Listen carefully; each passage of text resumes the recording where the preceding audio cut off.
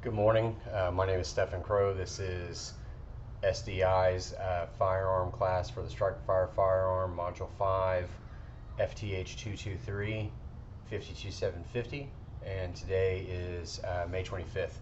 So this is the final assignment for the hammer-fired weapon system. So the hammer-fired system that we had was the SAR USA B6.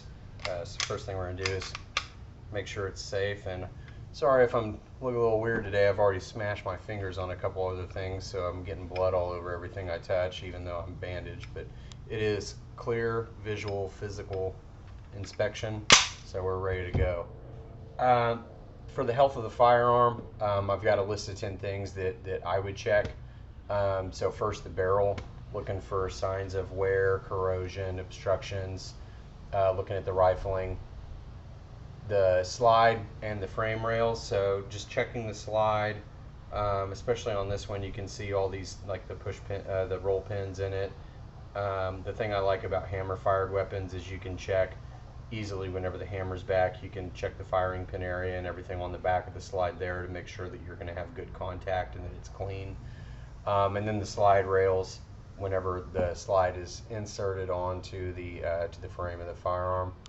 Also going to check the hammer and the sear. I'm going to check the whole hammer, but mainly whenever it's in this configuration fully assembled, just checking the striker face of the hammer to make sure that it's not deformed or anything like that. Again, number 4, checking the firing pin itself. We can check just to make sure that it's functioning here, but really we can do a complete disassembly too and make sure that the firing pin is the shape it's supposed to be, the length it's supposed to be. You're going to know if you have any damage there by checking some of those small measurements to make sure that it's operating as it's supposed to. The trigger, making sure that we've got a good crisp trigger, and it's different on different systems. So like for an AR, for example, I'm going to want to feel that 2-stage break. Some triggers are single stage, some triggers are double stage.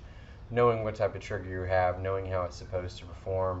I think something big too that doesn't get talked about too often is, people say, oh, the trigger's stiff on a brand new firearm. Well, it's not broken in yet, and if you put 500-600 rounds through it, you're going to find that some of these springs are going to wear down slightly into the operating range and how they normally function, and your triggers are going to feel a little bit different because of that. Same thing with the recoil spring and the guide rod. You're going to want to take this thing apart to check that, but that would be something that I would check for the health of the firearm. The magazine and the magazine well. So this is a super important one that doesn't get talked about too much. Checking your, man, I got sticky stuff. Oh, Band-Aid, that's fine. Checking your magazine, disassembling your magazines from time to time, checking the springs, not leaving your magazines fully loaded. Even when I was in the military, I never carried 30 round full of magazines. I carried 28 most of the time because you don't really want to carry them around fully loaded all the time. I mean, the only time you would really do that is if you're really, really diligent about taking out your ammo all the time and relieving some of that spring tension. Also, whenever they're under fully loaded tension, that first round that goes in there, some of those might start hanging up because of the tension that's on that spring and how it's trying to force that round to go in there. So sometimes with just a little bit less spring tension, it seems to function a little bit better. So again, you can carry full mags, but I would just be diligent about taking your ammunition out of your magazines if you're going to carry full magazines all the time. Number 8, the extractor and the ejector. Check to make sure they're not deformed, check to make sure they're working properly. You can do that with dummy rounds. I just did it on my wife's 43X, brand new pistol, took it out to the range and it started jamming, every single round. So I had to check it out, check out the extractor, check out the ejector, lubricate it, run different ammo, run different magazines, and it's still doing it, and I can't figure out why, but that's, I think it's something to do with the ejector personally. But safety mechanisms, make sure the safeties work. Throw it in safe and try to pull the trigger. Nothing. So making sure that it works. Now it should work in double action. Hammer goes back. There it goes. And the last one, if you have grip panels and grip screws, check those. Check the frame out itself. Make sure the frame's not deformed. Make sure the mag well's not deformed. Things like that. So my learning experiences on this, I mean, I was pretty familiar with, excuse me, pretty familiar with hammer-fired weapon systems, mainly like the 1911 styles, the SIG 226s, 228s, 229s, the M11A1, Beretta M9, FNX 45. I mean, those are all weapon systems that I'm pretty familiar with. So the SAR was new to me. Again, I think I've said it in some other videos in the discussions. I'm not super impressed with this B6. I mean, there's some other SAR USA 9mm hammer-fired variants, like what's the one they've got on the picture of the company's website? I think that's the K12 Sport. That one's pretty cool. This one, my only big concern about this, I just don't like how narrow the slide is in relation to the frame. Easy to assemble and disassemble. Easy to learn troubleshooting. I mean, it's a pretty straightforward firearm. I mean, there's nothing overly complex with it in relation to other hammer-fired pistols. I think that striker-fireds are simpler. I mean, they just kind of do seem simpler, but I prefer hammer-fired weapons anyway. It's just how I am. You know, 1911 was my first firearm, and then an M9, so like that's just what I'm used to. Some other cool stuff that we learned in the class overall, though, I mean, precision tools,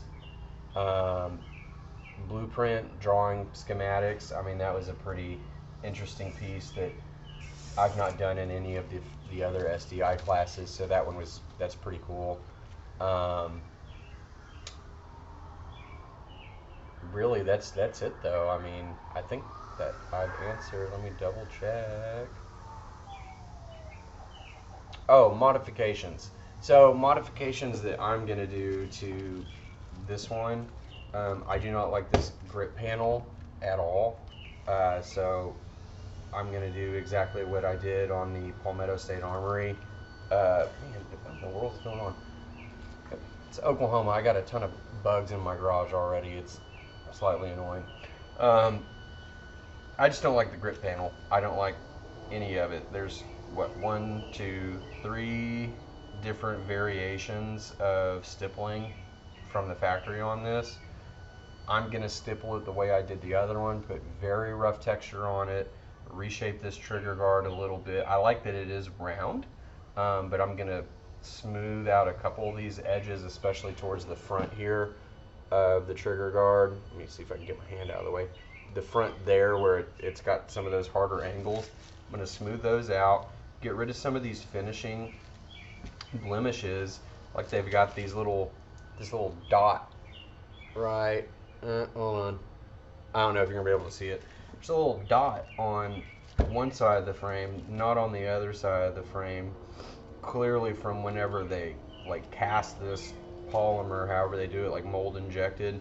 There's a seam that runs down the middle of the beaver tail and all the way down the back of the handgun as well as on the front, and I'm going to smooth that out. I mean, this is clearly an entry-level firearm for them, so I'm not going to beat up SAR too terribly hard. I mean, I get it. It's an entry-level gun. I just don't like it.